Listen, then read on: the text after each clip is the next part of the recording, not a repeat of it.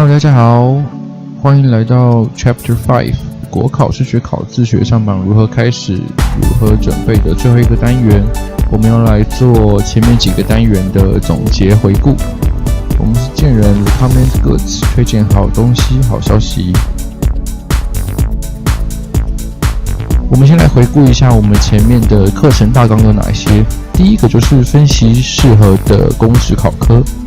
再来，我们还在第二个章节里面带大家认识参考书要怎么选择。最后呢，我们就定制专属的读书计划，去评估在时间里面我们有没有办法做完读书计划，有没有办法完整的阅读，完整的做历届考题。最后呢，我们教大家怎么样去做笔记，怎么样浓缩笔记去配合读书计划，可以增加自己的读书效率，以至于在短时间内可以读到4轮。那这一单元就是总结回顾。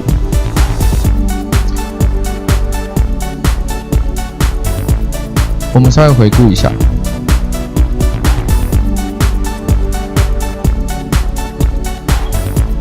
各章节我们到底学了一些什么东西？大家还记得吗？我们 Chapter 1就是先认识国考的种类。在 Chapter 1的时候，我们也同时分析，就是每个人都有适合自己不同的公职考科。再就是告诉大家哪些参考指标，你可以知道说自己要以哪些数据为目标，或者是哪些科目是比较好上榜的，比较适合你的，对你来说比较优势的。再来，在 Chapter 2， 我们就是教大家怎么去选择适合的参考书。然后在 Chapter 3的时候，我们就是有一个读书计划模板嘛，让大家可以去定自己每一天要有多少的阅读量，然后要准备多少的历届考题。最后 Chapter 4的时候，我们就是用考古题去验证，去做笔记。再来就是优化笔记、简化笔记。在不断简化的过程里面，我们的笔记最后就变成一个可以让我们快速回顾自己专业科目的工具。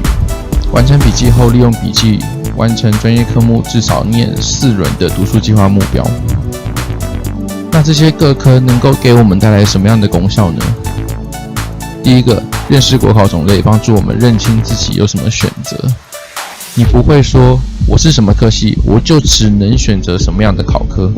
我们要先认识自己有什么选择。再来呢，就是认识自己怎么样选择是最优势的。在 Chapter 1的时候，我们都可以客观的知道，不管是从录取成绩、录取率，或者是考科的类别种类，我们可以客观的知道自己选择什么是最优势的。选定适合参考书，它帮助我们就是减少查找资料的这个浪费时间的问题。如果选到一本好的参考书，甚至可以就是不需要再翻找其他的书籍，或是上网再去查其他的课外资料。如果你选到一个好的参考书，再来就是客观的知道时间够不够准备。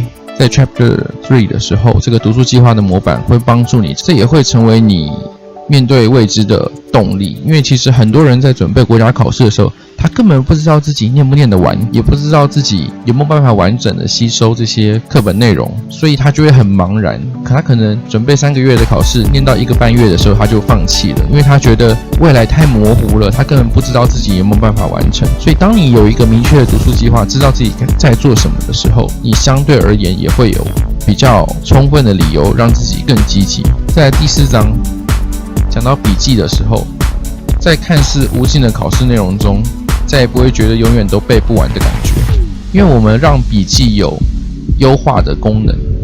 在考试验证的过程中，发现自己对于这个观念已经非常熟悉了。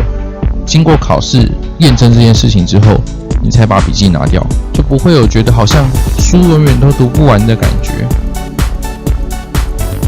最后上榜没有人可以保证，不过希望课程的架构能够帮助到你面对各样的困难。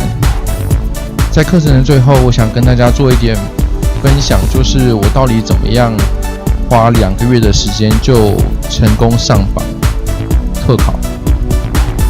其实就是经历了我归纳出来的这些课程内容，就是我先认识我的优势劣势在什么地方，就是我就会看这些录取成绩嘛，知道自己要考多少才有办法考上。我选定的参考书就是完全符合我在课文中讲的，就是它的习题本身也是引用历届考题，让我可以完全的沉浸在历届考题之中，而不是沉浸在很多没有参考价值的模拟考题之中。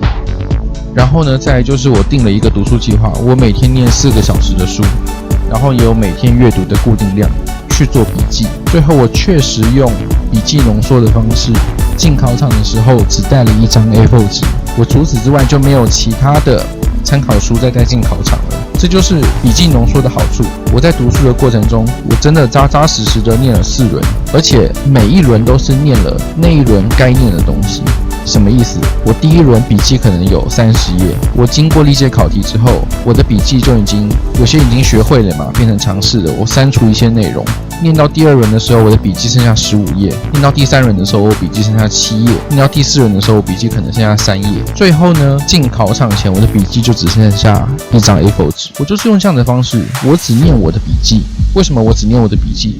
我的笔记就是记录了我不会的东西，而不会记录很多多余的东西，不会记录很多我本来就会，我还要浪费时间一直重复看的东西。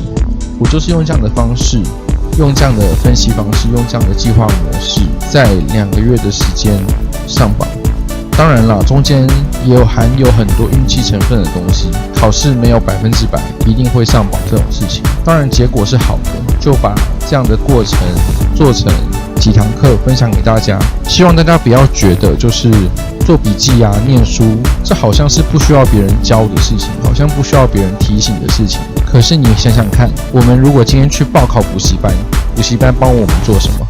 他其实就是请一个老师来帮你上课，你写历届考题，他帮你检讨，收你的钱，也是做一样的事情啊，不是吗？那为什么我们要去补习班，而不选择自己帮自己完成这件事呢？我想讲到这边，大家就会大概知道我这几堂课的目标啦。希望这样的课程架构能够对你们派上用场。预祝金榜题名，谢谢。